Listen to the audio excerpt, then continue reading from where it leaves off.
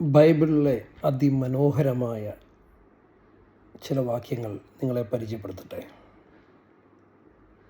യോഹന്നാൻ എഴുതിയ സുവിശേഷം 1-ാം അധ്യായം അതിൻ്റെ 4-ാമത്തെ വാക്യം തൊട്ട് 18-ാമത്തെ വാക്യം വരെ. ഇത് വായിക്കണം. വായിച്ചാൽ നിങ്ങൾക്ക് നിത്യജീവൻ പ്രാപിക്കാനുള്ള ഒരു അവസരമായിരിക്കും.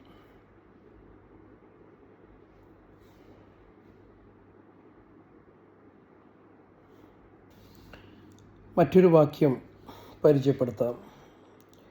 വെളിപ്പാട് പുസ്തകം അതിൻ്റെ 2-ാം അധ്യായം അതിൻ്റെ 7-ാം വാക്യം. അത് വായിക്കാം.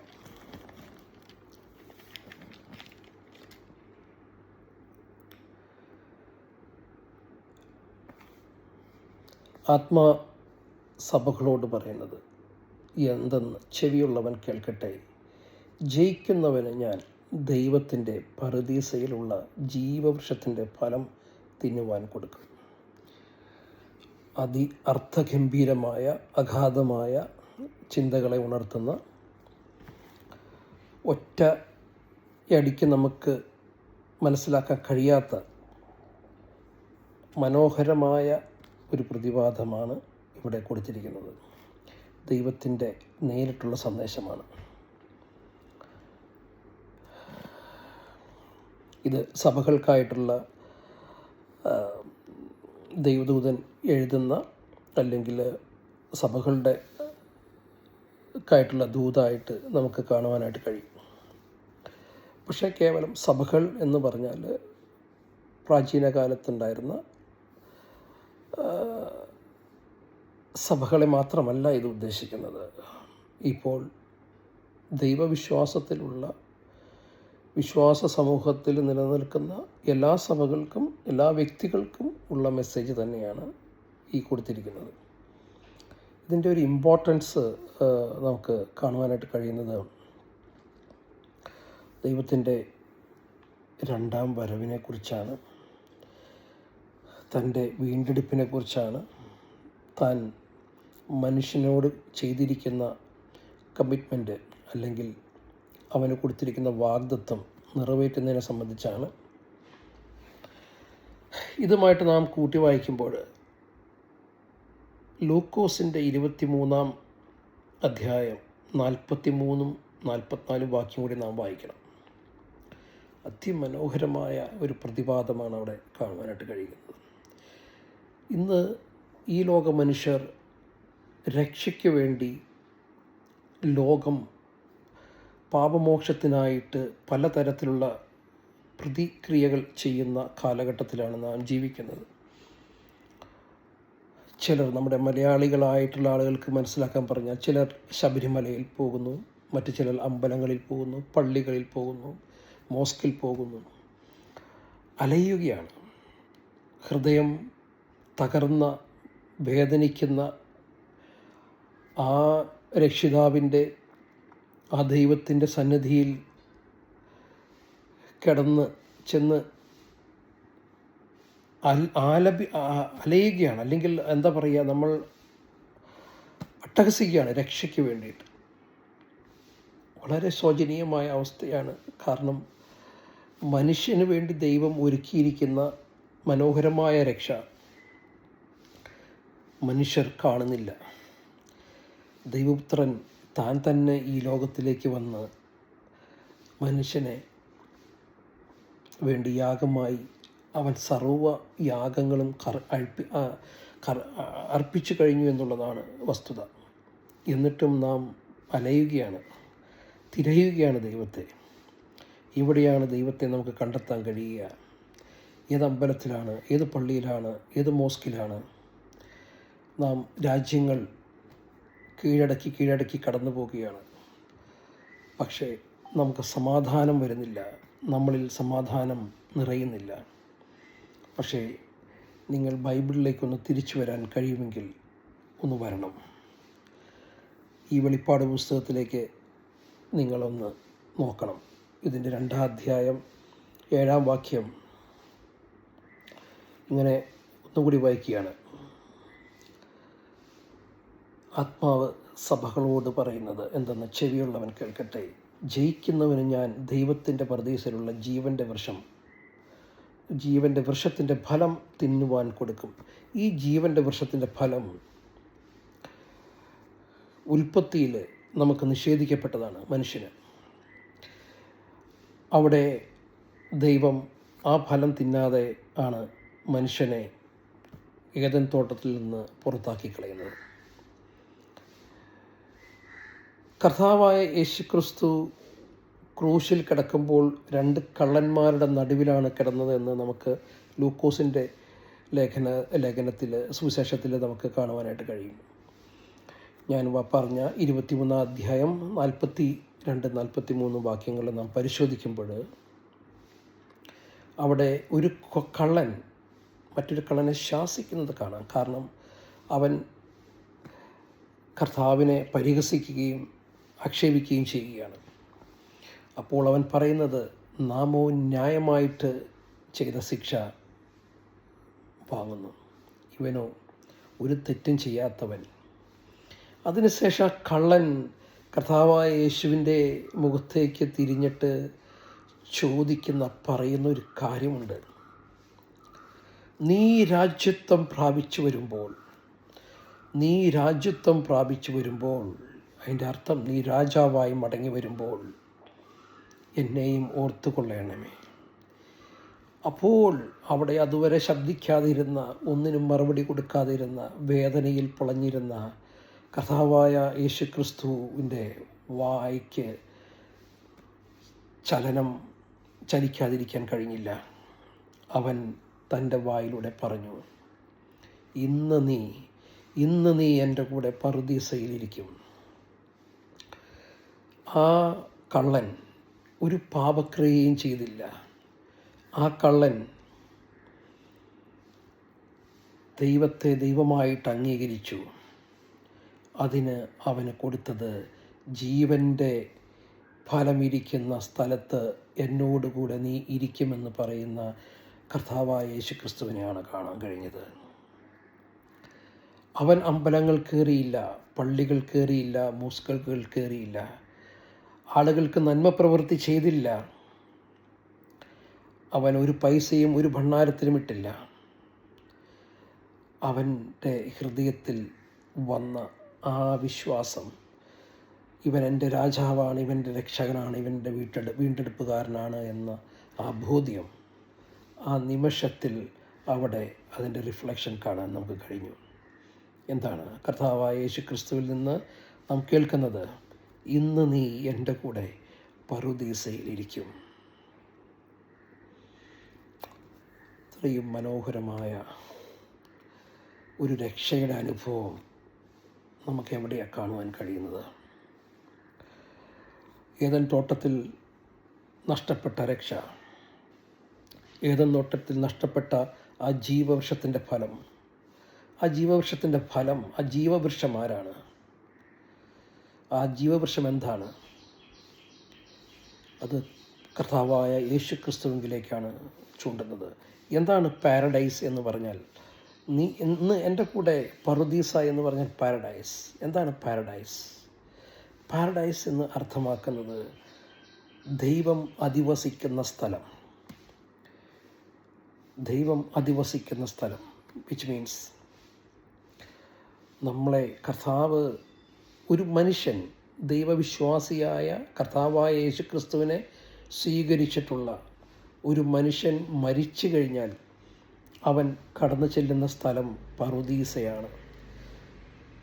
ഇത് ഒരു പ്രത്യേക കാലഘട്ടമായിട്ട് ചിന്തിക്കുന്ന ആളുകളുണ്ട്. അതായത് കർത്താവിൽ വിശ്വസിക്കുന്ന ആളുകൾ മരിച്ചു കഴിഞ്ഞാൽ പറുദീസയിലേക്ക് പോകും, മറ്റൊരു പാതാളത്തിലേക്ക് പോകും, ഇങ്ങനെ ചിന്തിച്ച് കൊണ്ട് ഇരിക്കുന്ന. പക്ഷേ ഒരു തിരിച്ചുവരവുണ്ട് ഇവിടെ. ഈ മരിച്ചവർക്കും ഒരു തിരിച്ചുവരവുണ്ട്. എന്തിനാണ് അവർ തിരിച്ചു വരുന്നത്? അത് കർത്താവായ യേശുക്രിസ്തുവിൻ്റെ 2ാം വരവിനോട് ചേർന്ന് അവർ വന്ന് അവരുടെ ശരീരത്തിൻ്റെ ഒരു വീണ്ടെടുപ്പിനായിട്ടാണ് വരുന്നത്. നമ്മളെല്ലാം മരിച്ചു കഴിഞ്ഞാൽ നമ്മുടെ ശരീരം ഈ ഭൂമിയിൽ ലയിച്ച് ചേർന്നേ മതിയാവുകയുള്ളൂ. ഭൂമിയിൽ നിന്നുള്ളതാണ്, മണ്ണിൽ നിന്നുള്ളതാണ് നമ്മുടെ ശരീരം. അപ്പോൾ നിത്യതയിലേക്ക് നാം എടുക്കപ്പെടുമ്പോൾ, അല്ലെങ്കിൽ നാം ചേർക്കപ്പെടുമ്പോൾ, കർത്താവിൻ്റെ ആ രാജ്യത്വ ഭരണം ആരംഭിച്ചു കഴിയുമ്പോൾ, അവിടെ നാം അവനോട് കൂടെ പാർക്കുമ്പോൾ, ആ മനോഹര സന്നിധിയിൽ നാം രോഗങ്ങളും ദുഃഖങ്ങളും പ്രയാസങ്ങളുമുള്ള ശരീരവുമായിട്ടല്ല ചെല്ലുക, മറിച്ച് വീണ്ടെടുക്കപ്പെട്ട ഈ ഭൂമിയുടേതായ ഒരു പ്രയാസവും അനുഭവിക്കേണ്ടാത്ത, അല്ലെങ്കിൽ പ്രയാസം അനുഭവിക്കുന്ന ആ ശരീരവുമായിട്ടല്ല, മറിച്ച് ഒരു വിശുദ്ധ ശരീരം നമുക്ക് ലഭിക്കുകയാണ്, ഒരു വിശുദ്ധീകരിക്കപ്പെട്ട ശരീരം നമുക്ക് ലഭിക്കുകയാണ്. ആ ശരീരവുമായിട്ടാണ് നമ്മൾ കർത്താവിൻ്റെ സന്നിധിയിലേക്ക്, അവൻ്റെ ആ രാജ്യത്തിൻ്റെ അകത്തേക്ക് പ്രവേശിക്കപ്പെടുന്നത്. ഇവിടെ നാം മനസ്സിലാക്കേണ്ട മറ്റൊരു കാര്യമെന്ന് പറഞ്ഞാൽ, ഏദൻ തോട്ടത്തിൽ വെച്ച് നമുക്ക് 33 അധ്യായം നാം കാണുന്നുണ്ട്.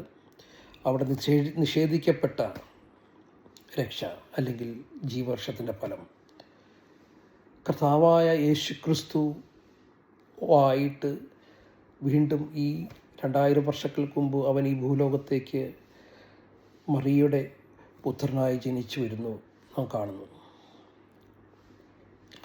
അവൻ കേവലം ഒരു മനുഷ്യനായി ഈ ഭൂമിയിൽ ജീവിക്കുമ്പോൾ അവനൊരു ദൈവപുത്രൻ തന്നെയായിരുന്നു. എന്നാൽ അവൻ പൂർണ്ണമായിട്ടും മനുഷ്യനുമായിരുന്നു. വേദനയും ദുഃഖവും പ്രയാസവും വിശപ്പും എല്ലാം അനുഭവിച്ചറിയാൻ കഴിവുള്ള ഒരു ശരീരമായിട്ട് തന്നെയാണ് അവൻ ജീവിച്ചത്. അവൻ വിശുദ്ധനായി ജീവിച്ച് ആ വിശുദ്ധി പൂർത്തീകരിച്ച് വിശുദ്ധിയിൽ നിന്നുകൊണ്ട് തന്നെ അവൻ ഈ അവിശുദ്ധമായ ശരീരങ്ങളെ വിശുദ്ധിയിലേക്ക് മടക്കിക്കൊണ്ടുവരുവാനായിട്ടുള്ള ശിക്ഷ ഏറ്റുവാങ്ങുകയായിരുന്നു.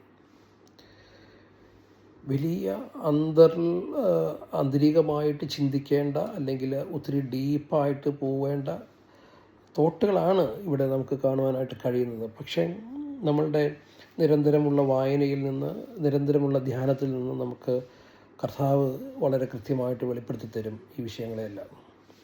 വളരെ മനോഹരമായ ഏരിയയാണത്. വെളിപ്പാട് മുഴുവൻ വായിക്കണം.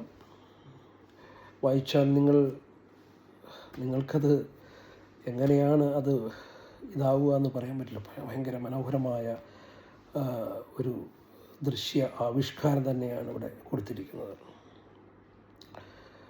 അപ്പോൾ കർത്താവിനെ നമ്മൾ അറിയാൻ ശ്രമിച്ചു കഴിഞ്ഞാൽ, ദൈവത്തെ അറിയാൻ ശ്രമിച്ചു കഴിഞ്ഞാൽ, അതിൻ്റെ മനോഹര്യമെന്ന് പറഞ്ഞാൽ, അതിൻ്റെ സൗന്ദര്യമെന്ന് പറഞ്ഞാൽ, ആ കർത്താവിൻ്റെ സൗന്ദര്യത്തെ നാം തിരിച്ചറിയുമ്പോൾ, മനുഷ്യനെ എന്തിനു വേണ്ടിയാണ് നാം ഉണ്ടാക്കിയതെന്ന്, ദൈവം ഉണ്ടാക്കിയതെന്ന് നാം തിരിച്ചറിയുമ്പോൾ നമുക്കുണ്ടാകുന്ന ഒരു മാനസിക ഉല്ലാസമുണ്ട്. പ്രിയ ജനങ്ങളെ, പ്രിയ സഹോദരങ്ങളെ, സഹോദരിമാരെ, ലോകം നമുക്ക് അല്പസമയമേ തന്നിട്ടുള്ളൂ. പക്ഷേ ലോകത്തിൽ നാം ജീവിക്കുമ്പോൾ കണ്ടെത്തേണ്ട കാര്യമാണ് നമ്മുടെ ദൈവത്തെ, ആ ജീവവൃക്ഷത്തിൻ്റെ ഫലം. ആ ജീവവൃക്ഷത്തിൻ്റെ ഫലം എന്ന് പറഞ്ഞാൽ, ആ ജീവവൃക്ഷം കർത്താവായ യേശുക്രിസ്തുവാണ്. അതിൻ്റെ ഫലം അവൻ അനുഭവിച്ച വേദനയാണ്. ക്രൂശിൽ അവൻ്റെ രക്തമാണ് ചൊരിഞ്ഞത്. അവൻ്റെ മരണമാണ് ആ ഫലം. അതനുഭവിക്കാൻ നമുക്ക് അവൻ തന്നിരിക്കുകയാണ്. നമുക്ക് ഈ ലോകത്ത് കഷ്ടതയുണ്ട്, പ്രയാസമുണ്ട്, വേദനയുണ്ട്, എല്ലാമുണ്ട്. പക്ഷേ ഈ വേദനയിലും നാം കർത്താവിലേക്കുള്ള തിരിച്ചുവരവാണ് ദൈവം നമ്മളെക്കുറിച്ച് ആഗ്രഹിക്കുന്നത്. മടങ്ങി വരുവാനുള്ള ആഹ്വാനമാണ്. സങ്കീർത്തനങ്ങളൊന്ന് നാം വായിച്ചാൽ അവിടെ വലിയൊരു ആഹ്വാനമാണ്. നമ്മുടെ തെറ്റുകളിൽ നിന്നും കുറ്റങ്ങളിൽ നിന്നെല്ലാം നമ്മൾ മടങ്ങി വരിക. അതുപോലെ ലൂക്കോസ് 21 ആ അധ്യായത്തിൽ നാം മടങ്ങി വരുവാനുള്ള ആഹ്വാനമാണ്. മടങ്ങി വരിക. ഇവിടെ വെളിപ്പാട് 2 മടങ്ങി വരിക. കാരണം നാം വിശ്വാസഗോളത്തിൽ നിൽക്കുന്ന ദൈവജനം, വിശ്വാസികളായിട്ടുള്ള ദൈവജനം ഈ ലോകത്ത് ജീവിക്കുമ്പോൾ കറകൾ തട്ടാം, മാലിന്യങ്ങൾ ഏൽക്കാം, പിന്മാറ്റാവസ്ഥയിൽ പോവാം. പക്ഷെ ദൈവത്തെ ആരാധിക്കാനായിട്ട് ആഴ്ചവട്ടത്തിൻ്റെ 1-ാം ദിവസം നമ്മളെ ദൈവം കൂട്ടിവരുത്തിയിരിക്കുന്നത് ഈ മടങ്ങിവരവിന് വേണ്ടിയിട്ടാണ്. നമ്മുടെ ആത്മാവ് പറയുന്നത് നാം കേട്ട് ജീവിക്കേണ്ടതാണ്. നമ്മളുടെ ശരീരമല്ല, നമ്മളുടെ ബോഡി പറയുന്നതല്ല, അല്ലെങ്കിൽ നമ്മളുടെ ഹൃദയം പറയുന്നതല്ല നാം കേൾക്കേണ്ടത്. ആത്മാവ് പറയുന്നത് നാം കേൾക്കുക എന്നുള്ളതാണ്. ആത്മാവ് നമ്മളോട് പറയുന്നത് മടങ്ങി വരൂ, കർത്താവിലേക്ക് മടങ്ങി വരൂ, ദൈവത്തിലേക്ക് മടങ്ങി വരൂ എന്നാണ്. ഇതിനു വേണ്ടിയിട്ടാണ് നമ്മൾ സഭകളായിട്ട്, വ്യക്തികളായിട്ട് നാം ആഴ്ചവട്ടത്തിൻ്റെ 1-ാം ദിവസം കൂടി വരുന്നത്. ഈ മനോഹരമായ അവസ്ഥ എന്ന് പറഞ്ഞാൽ, എന്തുകൊണ്ടാണ് ഈ ക്രിസ്ത്യാനികളായിട്ടുള്ള ആളുകൾക്ക്, യഥാർത്ഥമായ ദൈവത്തിൽ വിശ്വസിക്കുന്ന ക്രിസ്ത്യൻ ജനതയ്ക്ക് മറ്റുള്ളവരെ ഉപദ്രവിക്കാനോ അല്ലെങ്കിൽ അവരോട് മറ്റു രീതിയിൽ സംസാരിക്കാനൊന്നും ഇടയാവാത്തത്? ഈവൻ സംസാരിച്ചാൽ തന്നെ അവർ ക്ഷമ പറയുന്നത്. കാരണം ഈ മടങ്ങിവരവാണ്, കർത്താവിലേക്കുള്ള മടങ്ങിവരവാണ്, ദൈവത്തിലേക്കുള്ള മടങ്ങിവരവാണ് അതിവിടെ കാണിക്കുന്നത്.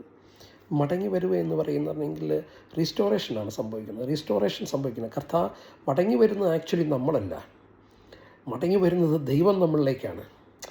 മനസ്സിലായോ? നമ്മുടെ ശരീരത്തിലേക്ക് ദൈവത്തെ നാം ആവാഹിക്കുന്ന ഒരു പ്രക്രിയയാണ് മടങ്ങിവരവ്. കാരണം ആത്മാവ് പറയുകയാണ്, ആത്മാവിന് നാം സ്വസ്ഥത കൊടുക്കണം. നമ്മുടെ ശരീരത്തിൽ വസിക്കാനുള്ള സ്വസ്ഥത കൊടുക്കേണ്ടതായിട്ടുണ്ട്. അപ്പോഴാണ് അവിടെ സമാധാനം നിലനിൽക്കുകയുള്ളൂ. ഈ മടങ്ങിവരവ് നമ്മളിലേക്ക് സംഭവിക്കുമ്പോൾ നാം സമാധാനത്തിലാവുകയാണ്, സ്വസ്ഥതയിലാവുകയാണ്. ദൈവം നമുക്ക് തന്നിട്ട് പോയ സ്വസ്ഥത, സമാധാനം, അതാണ് യഥാർത്ഥ സമാധാനം. ജീവൻ്റെ വർഷം, അവിടെ കർത്താവ് ഇവിടെ വരുന്നു. ആ വൃക്ഷം ഏദൻ തോട്ടത്തിൽ നമുക്ക് നഷ്ടപ്പെട്ടെങ്കിൽ ആ വൃക്ഷം ഭൂമിയിലേക്ക് വന്ന് ഫലം കായ്ച്ച് നമ്മളെ ആ വൃക്ഷത്തിൽ നിന്ന് തന്ന ഫലത്തിൽ വീണ്ടെടുപ്പ് നടത്തി ഇനി നമ്മുടെ ഈ ശരീരരക്ഷയ്ക്ക് വേണ്ടിയിട്ടുള്ള ഒരു വീണ്ടും വരവ്, ഈ ശരീരങ്ങളെ കൂട്ടിവരുത്തുന്നതിന് വേണ്ടി, ആ മനോഹര വരവിന് വേണ്ടി നാം കാത്തിരിക്കുകയാണ്. അത് എത്രയും വേഗം ഉണ്ടാകും. ഞാൻ പറഞ്ഞത് എല്ലാവർക്കും മനസ്സിലായി കാണില്ല എന്നെനിക്കറിയാം. പക്ഷേ ഈ ഭാഗങ്ങളിലൂടെ നിങ്ങൾ സഞ്ചരിച്ചാൽ, ഉൽപ്പത്തി 3-ാം അധ്യായം 2-3, ലൂക്കോസ് 23-ാം അധ്യായം, വെളിപ്പാട് 2-ാം അധ്യായം, യോഹന്നാൻ സുവിശേഷം 1-ാം അധ്യായം 4-ാം വാക്യം തൊട്ട് 18-ാം വാക്യം വരെ മസ്റ്റായിട്ട് പോകണം, വായിക്കണം. നിങ്ങൾക്ക് കിട്ടുന്ന സമാധാനത്തിന് ഒരു അതിരുണ്ടാവുകയില്ല. നിങ്ങളുടെ സർവ്വ ചിന്താകുലങ്ങളും മാറും, സർവ്വവേദനയും മാറും. നിങ്ങൾ സ്വത്തുകാരാവുമെന്നല്ല ഞാൻ പറഞ്ഞത്, നിങ്ങളുടെ രോഗങ്ങൾ മാറുമെന്നല്ല പറഞ്ഞത്. നിങ്ങളുടെ ഹൃദയത്തിന് സമാധാനം വരും, അത് നിങ്ങളുടെ രോഗങ്ങളെ മാറ്റും.